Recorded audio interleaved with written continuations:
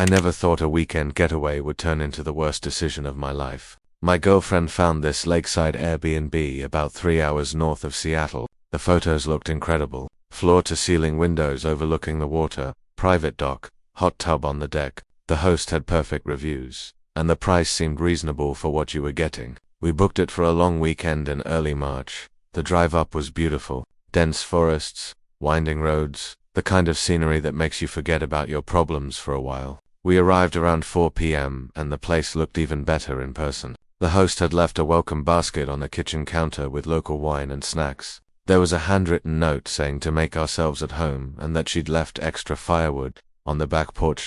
Everything seemed perfect. We unpacked, opened the wine, and started a fire in the stone fireplace. My girlfriend suggested we check out the hot tub before it got too dark. That's when I noticed something odd. There were security cameras everywhere. I'm talking 6 or 7 of them that I could see just from standing on the deck, all pointed at different angles around the property. I mentioned it to my girlfriend, and she said it was probably normal for a rental property. Owners want to make sure their place doesn't get trashed. Made sense, I guess, but something about the positioning felt wrong. One of them was pointed directly at the hot tub. Another faced the bedroom window from across the yard. We decided to skip the hot tub and just relax inside. Around 9 p.m., I was grabbing another bottle of wine from the kitchen when I heard a notification sound coming from somewhere in the house. Not from our phones. This was different. Louder, more insistent. I followed the sound to a door off the main hallway that I'd assumed was a closet. It was locked, but not well. The kind of cheap interior lock you could pop with a credit card. I don't know what made me do it. Curiosity, maybe. Or that nagging feeling that something wasn't right about this place. The door opened into a small office, and that's when everything went sideways. There were monitors, 5 of them set up on a desk, each showing a different camera feed. But these weren't the outdoor cameras I'd seen. These were inside the house. One showed our bedroom from an angle I couldn't figure out. Another showed the bathroom. A third was pointed at the living room where my girlfriend was sitting on the couch, completely unaware she was being watched. My stomach dropped. I started looking around the office, trying to find where these cameras were hidden. That's when I found the external hard drives. 6 of them, each labeled with dates going back almost 2 years. I plugged one into the computer, and what I saw made me want to vomit. Folders and folders of video files, each one named with dates and what I assumed were guest names. I clicked on one at random. It was a couple, probably in their 30s, having an intimate moment in the bedroom. The timestamp showed it was from 8 months ago. I clicked another. Different people, same bedroom, same hidden camera angle. There were hundreds of files, maybe thousands, all of them showing guests in private moments, sleeping, changing, showering, everything. This wasn't security footage. This was surveillance. This was someone's sick collection. I ran back to the living room and told my girlfriend we needed to leave immediately. She thought I was overreacting until I showed her the office. We started grabbing our stuff, not even bothering to pack properly, just throwing things in bags, trying to get out as fast as possible. That's when the front door opened. The host walked in like she owned the place, which, technically, she did, but she wasn't supposed to be there. She stood in the doorway, blocking our exit, with this calm smile on her face. She asked if everything was okay, if we needed anything. Her tone was so casual, so normal, like she hadn't just been caught running a surveillance operation on her guests. I told her we found the office, the cameras, everything. Her smile didn't fade. She just nodded slowly and said we weren't supposed to go in there. Not angry, not defensive, just stating a fact, like we'd broken some obvious rule. She took a step inside and closed the door behind her. My girlfriend was on her phone trying to call 911, but there was no signal. The host noticed and laughed, said the cell reception was terrible out here. That's why she provided the laptop. She gestured to a phone on the wall I hadn't noticed before. She said we were welcome to use it if we wanted, but that it would be a shame to ruin such a nice weekend over a misunderstanding. A misunderstanding, like we'd stumbled onto something innocent. She kept talking, explaining how she'd invested so much in the property, how she deserved to know what was happening in her own home, how the cameras were just insurance, making sure guests weren't damaging anything or breaking house rules. She made it sound almost reasonable. Then she said something that made my blood run cold. She mentioned how she recognized us from our profile photos, how excited she'd been when we booked. She'd been looking forward to our stay specifically. The way she said it, with that same calm smile, made it clear this wasn't about protecting her property. This was about something much darker. I grabbed my girlfriend's hand and pushed past the host. shouldering her out of the way harder than I probably needed to. She didn't fight back, didn't try to stop us, just stood there watching as we ran to our car. I was fumbling with the keys, my hands shaking so badly I could barely get them in the ignition. The host walked out onto the porch, still calm, still smiling. She called out that we'd left some of our things inside. Did we want to come back for them? We didn't answer. I started the car and floored it down that long driveway, gravel spraying everywhere, not caring about anything except getting away from that place. We drove for 20 minutes before we got cell service back, called 911 immediately and told them everything. The dispatcher took our report seriously, said they'd send someone to check it out. We met with police at a gas station another 30 minutes down the road and gave them our full statement. The investigation took weeks. They raided the property and found exactly what I'd seen, plus more. She had cameras hidden in every room, behind vents, inside smoke detectors, even built into picture frames. The hard drives contained footage of over 200 different guests spanning almost 3 years. Some of the videos had been uploaded to private forums, shared with other people who were into this kind of thing. The worst part, she'd been doing this at multiple properties. She owned 4 different vacation rentals across Washington and Oregon, all of them set up the same way. The police estimated she'd recorded over 1,000 people without their knowledge. Families, couples, solo travelers, everyone who'd stayed at her places thinking they had privacy. She was arrested and charged with multiple counts of voyeurism and invasion of privacy. The case made local news, but not national. Airbnb quietly removed all her listings and released some corporate statement about taking privacy seriously and updating their host policies. Like that fixed anything. My girlfriend and I tried to move past it, but something like that sticks with you. We don't do vacation rentals anymore. Can't trust them. Every time we stay somewhere now, I find myself looking for cameras, checking smoke detectors, inspecting every possible hiding spot. It's exhausting. About 6 months after it happened, I got an email from a detective working the case. They'd found something while going through the host's computer. A document, like a journal where she'd kept notes on her favorite guests. We were in there, multiple entries about us. Things she'd observed from watching us in our own home through our devices before we'd even arrived at her property. She'd been planning our stay for weeks. The detective said they were building a case for additional stalking charges, but that I should be aware she might try to contact us once she made bail. He suggested we consider a restraining order, maybe even relocate if we felt unsafe. That's when it really hit me how deep this went. This wasn't just about hidden cameras in a rental property. This woman had been obsessed with her guests, studying them, documenting their lives. We ended up moving to a different part of the city, changing our phone numbers, locking down all our social media. It felt like overkill at first, but then we'd hear about another victim coming forward, another property being searched. The scope of what she'd done kept expanding. Each new detail made our decision to run that night seem more and more justified. Sometimes I think about all those other guests who stayed there and never knew. People who had intimate moments recorded, private conversations captured, vulnerable instances turned into entertainment for strangers on the internet. How many of them are still out there, completely unaware their privacy was violated in the worst possible way?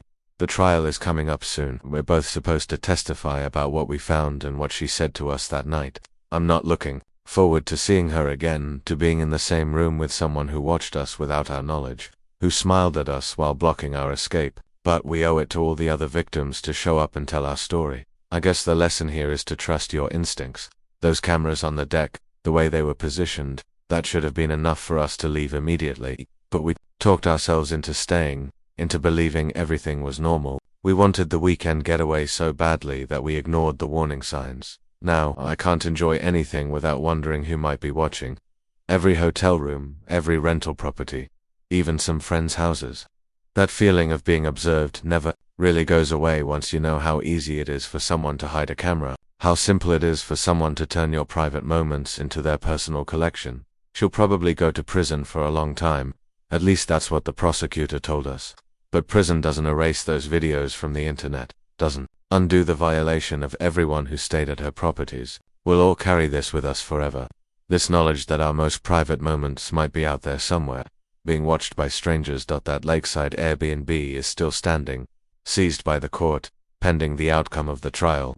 Sometimes, I wonder if anyone else has figured out what happened there, if the neighbors know what was going on in that beautiful house with the perfect view, or if it just looks like another vacation rental to them, waiting for the next unsuspecting guests to arrive.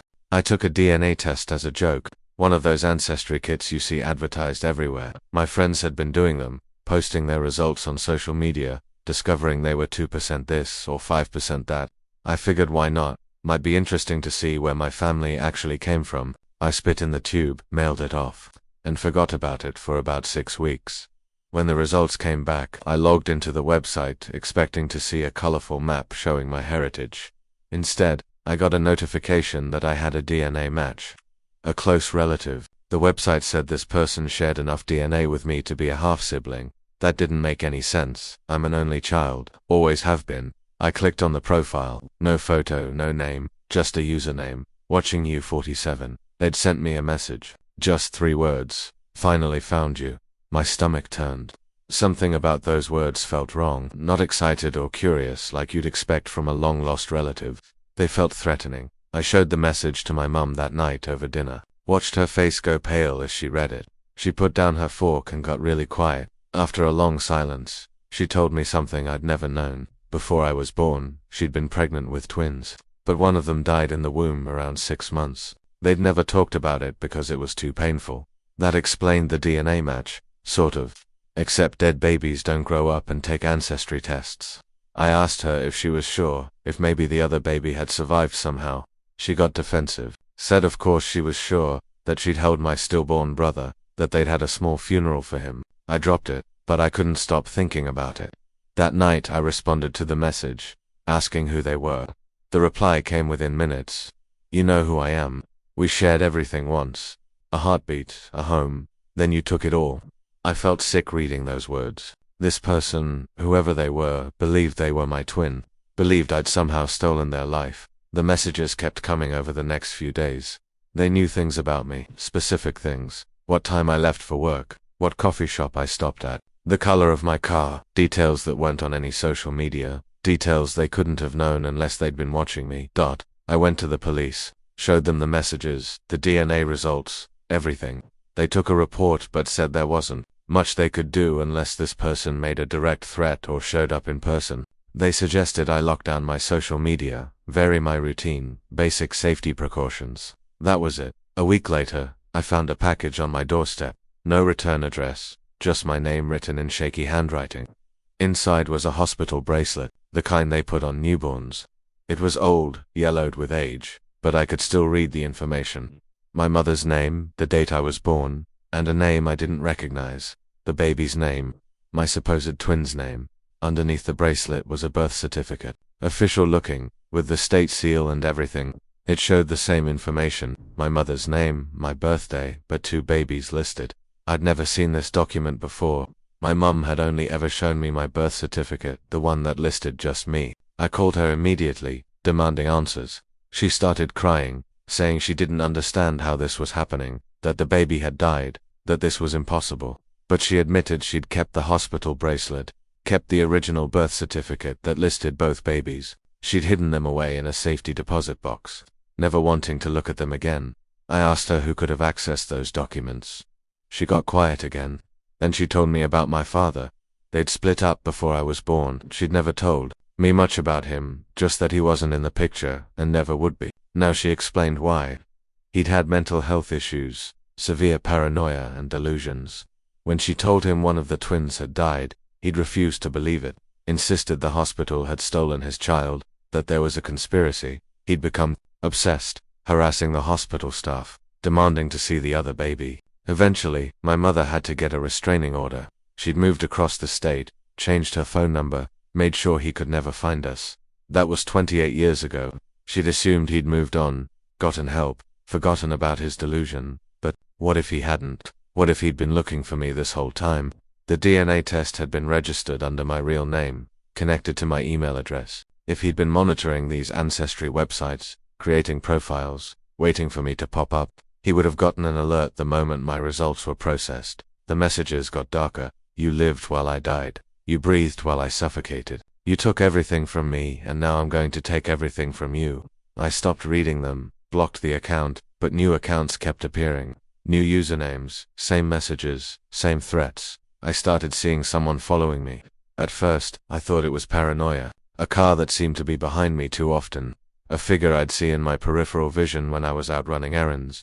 But then I started finding evidence they'd been in my apartment. Small things moved, items that weren't quite where I'd left them. One morning I woke up to find muddy footprints leading from my bedroom door to the side of my bed. Someone had stood there watching me sleep. I'd installed a security system the week before, but somehow they'd gotten past it. The footage showed nothing. Just hours of empty hallway, my door staying closed, but the footprints were real. I could see them, touch them. The police came again, took photos, dusted for prints. Nothing. Whoever this was, they were careful. They knew how to avoid leaving evidence. The detective assigned to my case said it was probably my father, that he'd likely been planning this for years. They were trying to locate him, but he'd gone off-grid decades ago. No current address, no phone records, nothing. I moved in with a friend, stayed on their couch, didn't tell anyone my location. The messages stopped for a few days and I thought maybe it was over. Maybe he'd gotten bored or the police had scared him off.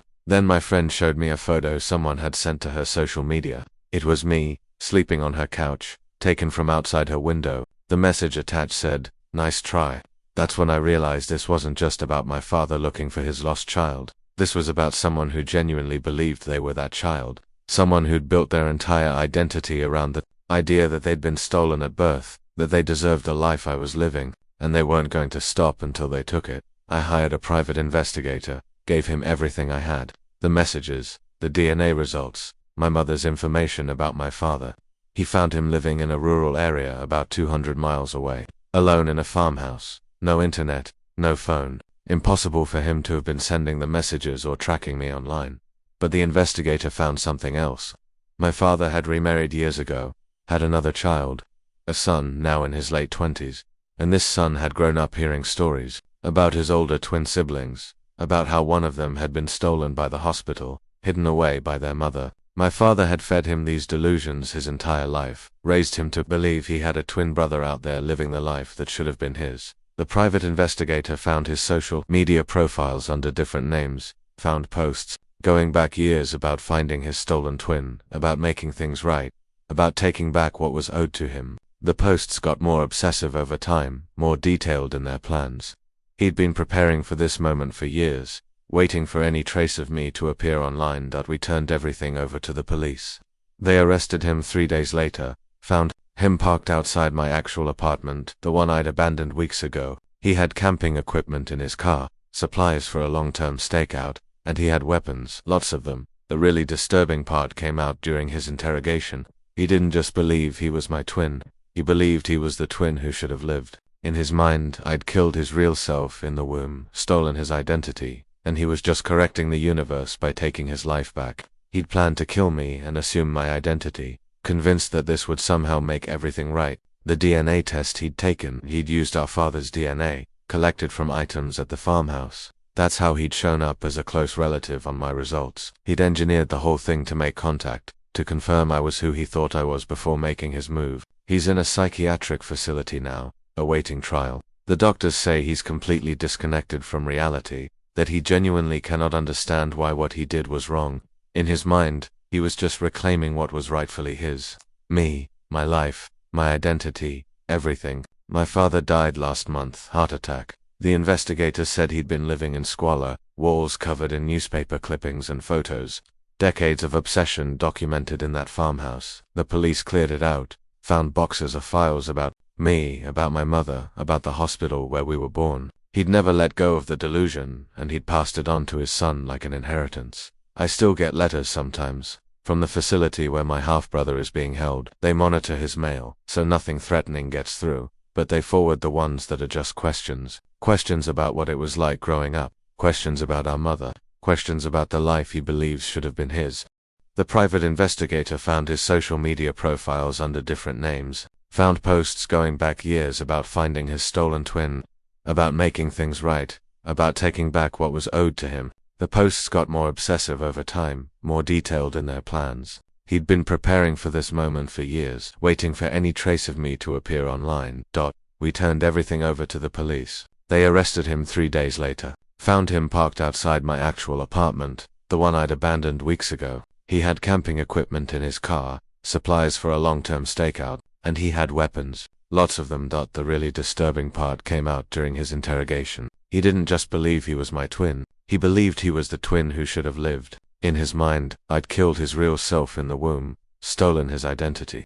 And he was just correcting the universe by taking his life back. He'd planned to kill me and assume my identity, convinced that this would somehow make everything right. The DNA test he'd taken. He'd used our father's DNA collected from items at the farmhouse. That's how he'd shown up as a close relative on my results. He'd engineered the whole thing to make contact, to confirm I was who he thought I was before making his move.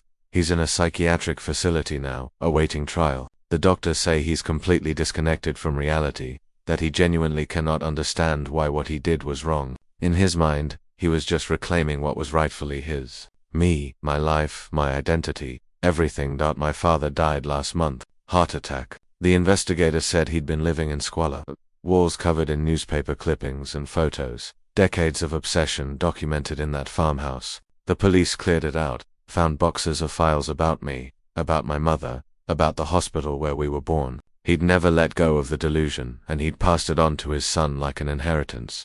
I still get letters sometimes, from the facility where my half-brother is being held. They monitor his mail, so nothing threatening gets through, but they forward the ones that are just questions. Questions about what it was like growing up, questions about our mother, questions about the life he believes should have been his. I don't respond. What would I even say? But I'm sorry he grew up with a father who filled his head with delusions. That I'm sorry he wasted his entire life obsessing over a dead baby and a conspiracy that never existed. None of it would matter. In his mind, I'm still the villain, the twin who survived, the one who stole everything. I deleted all my social media accounts, took my information off every public database I could find. I use a different name now for anything online. I'll never take another DNA test, never upload my information to any genealogy website. The curiosity isn't worth it. Not when it can connect you to people you never wanted to find. Sometimes I think about that hospital bracelet he sent me, the one with my dead twin's name on it. I wonder where he got it, if my father had kept it all these years,